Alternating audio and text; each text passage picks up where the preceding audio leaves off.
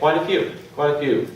I myself have gone. I tell you what, those are some great places to pick up properties. You got to do some homework. There's some things involved, and we have a great guy here tonight, Robert Mayo, with Mayo Auctions, to give us all the ins and outs, the details, and everything. So, Robert, come take it away. All right, thank you. Can everyone hear me okay? Excellent. Okay. So I appreciate you being here. I apologize. I'm usually a better networker at the beginning of the meeting, but I had an auction that was closing as we're just like 3 or 4 minutes ago.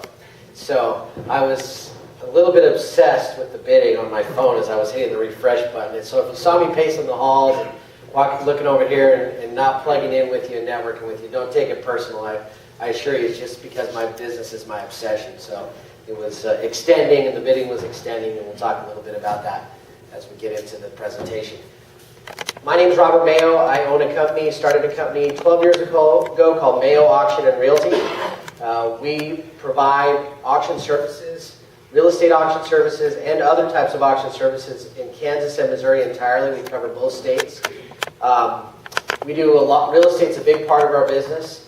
We sell everything from the boarded up crack house in the hood to the, and I'm not too proud, I love them. I have a little 5-year-old and a 4-year-old to feed, so I don't care. I don't care what property types we're in. I sell the low end, and we sell, tonight the auction was 27 acres with some commercial buildings at 207th and Metcalf.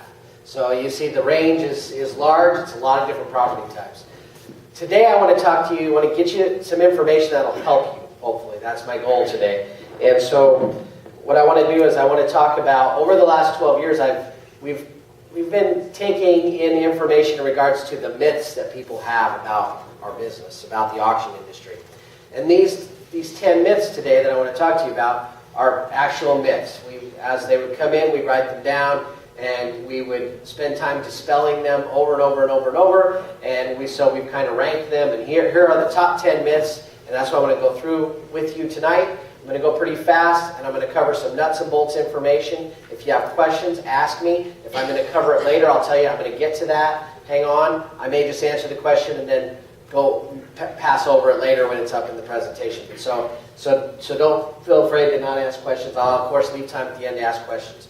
I don't want to keep you here to bloviate in any way. I want to give you information and move through it, okay? So that's my goal here tonight.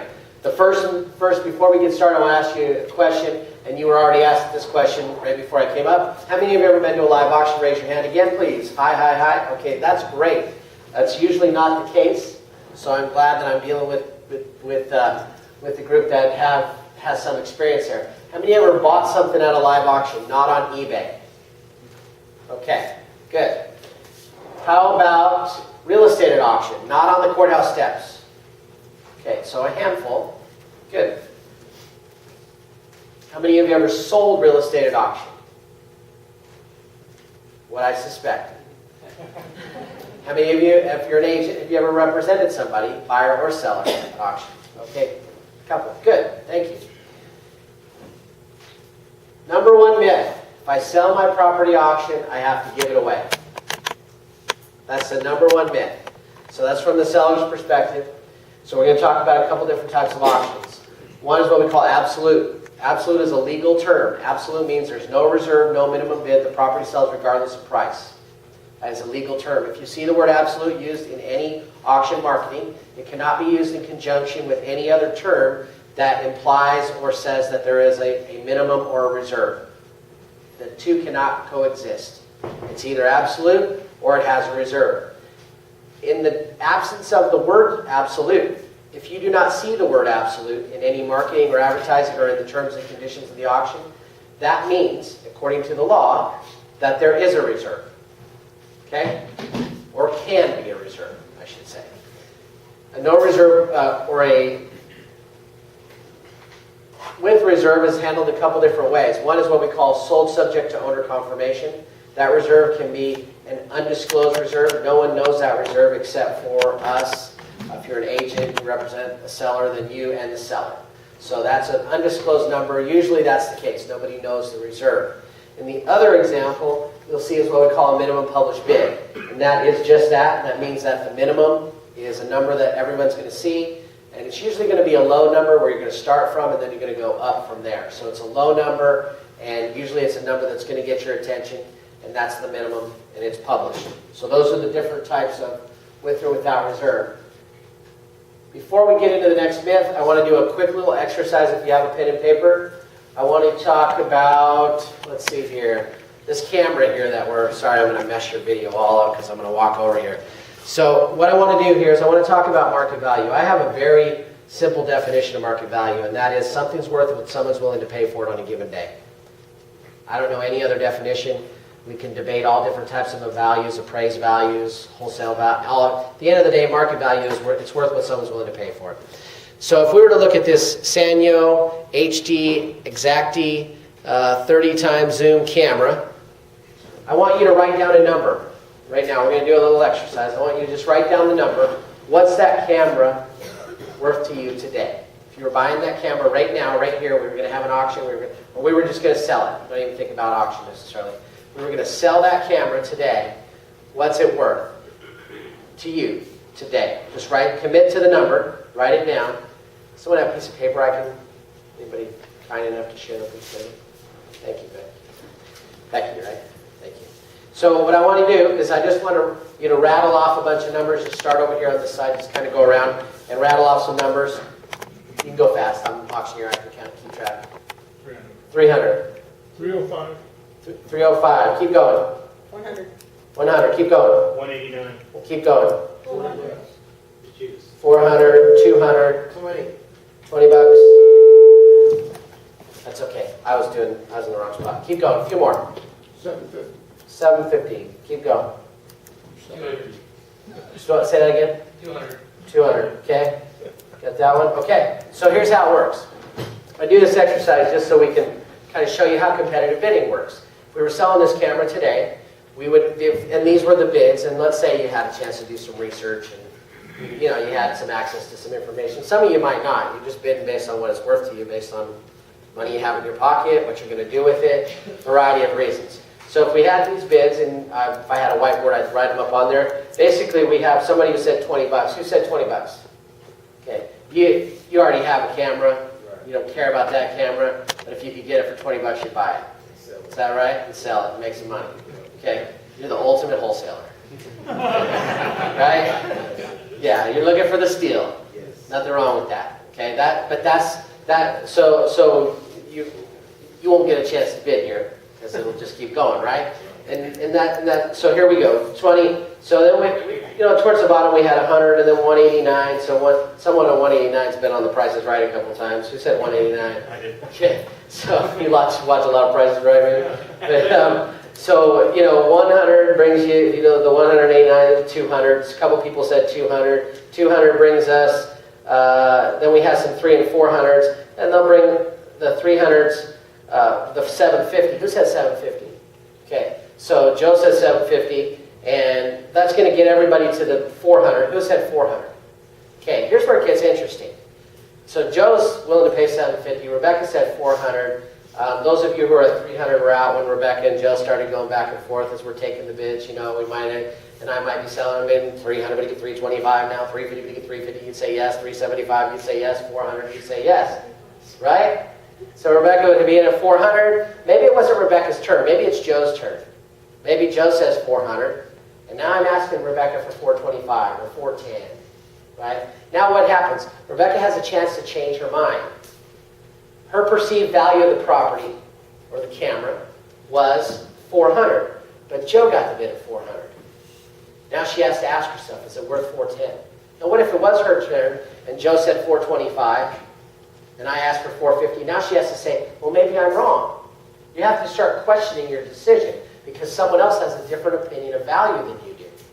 That competition creates that. So at 425, he's in. Now I'm asking for 450. You might change your mind. Let's say you do one time. Well, you bid 750 already. Well, we're not there yet, because you're the only one nearer. Unless someone else in the room was somewhere between there. But for this example, so he's at 425. Now I'm asking for 450. Let's just assume that Rebecca's going to change her mind and go to 450. I asked Joe for 475. Of course, he's willing to go 750. So we're now at 475 with Joe. Rebecca says, I'm out. I was only going to go 400, but you pushed me to 475. I'm done. And everyone else has a chance to get back in, of course, but that's where we're at. So the camera would sell for 475. Joe would say, I got a deal. I was willing to pay 750. Everyone else who was below that said he paid too much. Right? That's how it works. That's market value. I work for the city. He's used to paying too much, right? So let me ask you, do you remember what you paid for that camera? Was under 200. Isn't that interesting? Did you hear what he said? It's under 200. Under 200. What did we just do? $100. I'll give you $100. Now, does that happen every time? No. You didn't have access to do research. You might not have paid twice the value of the camera because you'd have had time to do some research and do all that. But you see where this is going. That's market value. That's how competitive bidding creates market value. It's worth what someone's willing to pay for it. Myth 2. If I buy my property at auction, I have to produce the total amount of cash on auction day. This is a myth that stems from the sheriff's sale courthouse step auctions. How many are you familiar with that process? About a lot of people in the room, right? So Kansas, you have rights of redemption, right? You have to bring all the money or get the money within an hour or something. You know? What's that?